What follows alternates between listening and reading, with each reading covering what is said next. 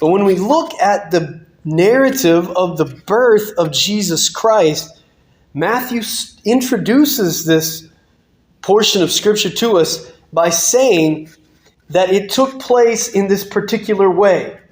After he gives a summary of the birth narrative of Jesus in verse 22, he then says all of that, the birth narrative, took place in that particular way in order to fulfill a specific prophecy of a prophet named Isaiah 700 years beforehand. All of the intricate details of human history throughout the genealogy portion from verse 1 to verse 17 had to take place in a very particular way. Everything had to correlate just right when things seemed completely chaotic, when things seemed totally out of hand, when people's lives seemed completely random. Everything had to go together perfectly well in order for this one prophecy to be fulfilled in the birth of Jesus Christ. Again, the Lord spoke to Ahaz, "Ask a sign of the Lord your God. Let it be deep as Sheol or high as heaven." Deep down there, or let it be as high as heaven itself. You can ask anything for a sign so that you can have faith, Ahaz. He's like, what does he say? But Ahaz said, "I will not ask, and I will not put the Lord to the test." Now, in and of itself, that statement may be a good truth, right? That we ought not put the Lord to test. That's a law. That's part of the law in Deuteronomy. Jesus quotes it when he's being tempted by Satan to jump off the pinnacle of the temple. But here we see that it's not because he was righteous or pious, but rather this was a veil for his unbelief. I'm not going to ask for a sign. And then he said, "Hear then, O house of David." Pause there.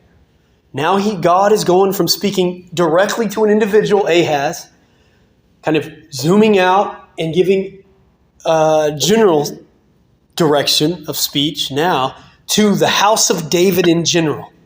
House of David, I'm speaking to you now.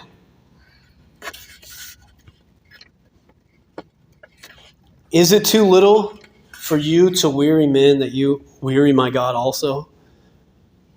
Isaiah is saying, hey, look, God's tired of you. God's tired of you and your unbelief. Therefore, the Lord himself will give you a sign. You won't ask for a sign, Ahaz. I'll give you a sign. And here's the sign. Behold, the virgin shall conceive and bear a son, and shall call his name Emmanuel. Isaiah comes back and he says, look, what you need is a supernatural sign that God is with you, so that your faith will increase, so that you will actually have faith in me. Here's the sign. House of David, you are not going to be wiped out. The Messianic promises will come to fulfillment in this boy named Emmanuel, which means God with us. He goes on to give more descriptions about this Emmanuel. Apologetic issue real quick, which is different people have different ways of interpreting this and coming about different conclusions, all right? Some people would like to argue about the word for virgin in Hebrew and Greek and so on and so forth. Some people would like to argue that there was a fulfillment of this prophecy in the child, as we see in chapter 8, the child of Isaiah and the prophetess's wife. Some people would like to argue that the fulfillment of Emmanuel was actually Ahaz's son, which is partially true, seeing that Jesus was Ahaz's son. Ahaz was Jesus' great, so on grandfather. But different people try to say that this does not apply to Jesus because of all those different reasons in the original context. But if you read the book of Isaiah and you take a big chunk and you don't just read pieces out of context, some verses out of context or little passages out of context, but you keep reading, what becomes abundantly clear to you and was abundantly clear to the Jews who understood that Isaiah was speaking about a Messiah up until the time of Jesus, and then some of their writings started changing on some of these messianic prophecies because they wanted to deny Jesus. But all of these people understood during this time that the son of Isaiah, but it couldn't be fulfilled in him. It could not be ultimately fulfilled in Ahaz's direct descendant, his son. Because none of those people, a couple of things. One, no one else was born of a virgin, right? It's never happened except once. But the other thing is, no one embodies Emmanuel except Yahweh himself. How could it be said of anyone that that person embodies the reality that God dwells among us? No one but Jesus.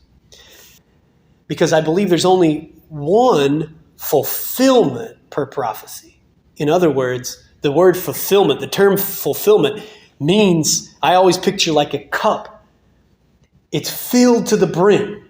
That's the fullness of what the prophecy could possibly mean. Jesus, or whatever the prophecy, the fulfillment of the prophecy is, completely fulfills that prophecy. Now, there may have been little aspects to this. There was some sort of a picture of fulfillment, but it wasn't a true fulfillment until we get to Jesus himself, who embodied Emmanuel. But in the context here, what do we see? We see that Emmanuel represents, the boy Emmanuel is representing God's presence and his comfort with man, with his people, to bring about deliverance or the salvation of his people. Emmanuel is only mentioned, as far as I could find, 4 times in the scripture.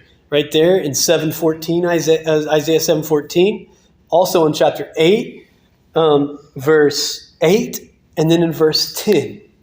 And then, of course, the one time in Matthew 1:23. And so who is this Emmanuel in chapter 8? Well, look what it says here.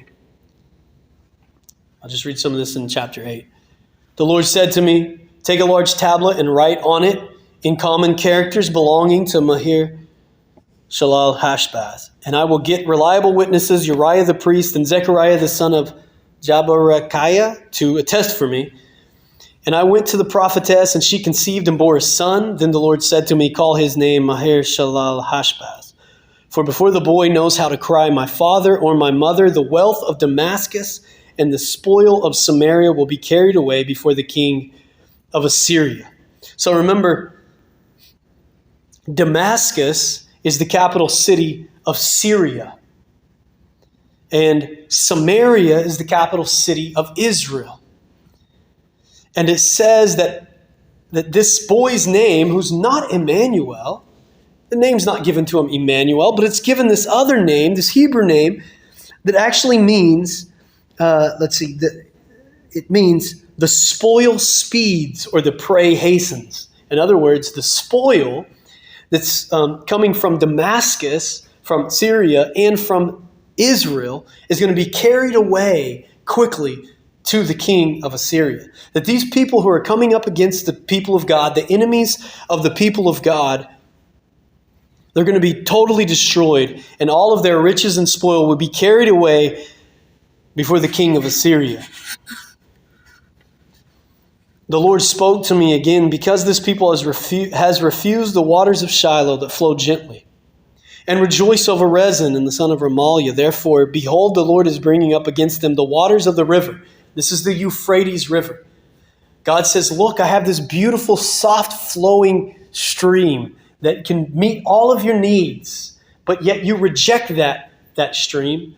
So I'm bringing about this fierce river, the river Euphrates. Remember, the kingdom of Assyria was along the banks of the Euphrates River. And so he's using this metaphor of the river. It's mighty and many. The kings of Assyria in all his glory. The king of Assyria in all his glory. And it will rise and overflow its channels and go over all its banks, and it will sweep into Judah. It will overflow and pass on, reaching even to the neck. And so here we go. The Euphrates River floods out. Metaphorically, Assyria is not going to stay in their land, but they're going to flood out and take over all these other lands. And it's going to come, the water's going to overflow all the way up. It says even to the neck. So it looks like it's going to go over the head, overflow, and drown you, destroy you. But what? It says, and its outspread wings will fill the breadth of your land, O Emmanuel. Now, who's Emmanuel? Whose land is it? It's Emmanuel's. It's God with us, his land, the land of Judah. Be broken, you peoples, and be shattered. Give ear, all you far countries. Strap on your armor and be shattered. Strap on your armor and be shattered. Take counsel together, but it will come to nothing. Speak a word, but it will not stand. Why? For God is with us. For God is with us. So here the direct context of this prophecy of Emmanuel is that God is with his people in such a way that when the enemies come against his people, they will not prevail because God will be with his people.